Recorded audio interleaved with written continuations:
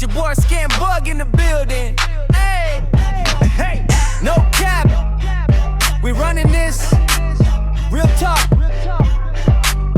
Yeah. Yo. Para sa mga pilingera dyan na akala nila hari sila sa tindahan, huwag mo kong subukan. Baka barahin ka pa na resibo ko. Ha! Pumila ka, huwag kang pabida. Dito sinihan, lahat may bitbit. Pero ikaw lang may eksena. Kala mo classy, pero utak masasale. Puro reklamo sa tag ng presyo, pero gusto wholesale. Barado utak mo, parang cashier na error. Ang yabang ng tono, pero utang pa rin sa neighbor. Bakit matagal?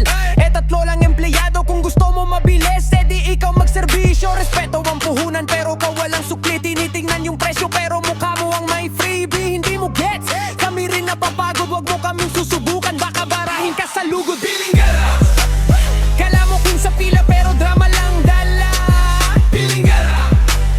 Mataas ang kilay, pero utak mababa.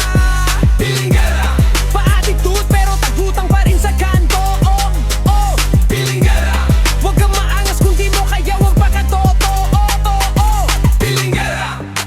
Dami mong reklamo pero di marunong bumati. Excuse me nga, parang lason sa labi. Pag di nasunod, agad magre-reklamo sa boss. Pero pag may promo, unang-unang magpo-post. Pakol galit sa ugaling, marupok sa respeto. Yung tingin sa tindero, parang alipin ng kwento. Pasosyal ang bibig, pero laman ng card, puro piso. Sa totoo lang, yan ang tunay na krisis. Oh, wala kang abad, puro yabang, wala laman. Gamit pa cellphone na hulugan, pang flex lang naman. Kaya sa lahat ng pilingera na mahilig magdemand, ito bars ko, resibo sa'yo nakapanggalan. Hindi lahat ng ngiti ay serbisyo. Minsan pagod na yung tao, pero pinipilit maging totoo. Kaya bago ka magreklamo, magpasalamat muna. Dahil kung wala kaming pasensya, baka ikaw ang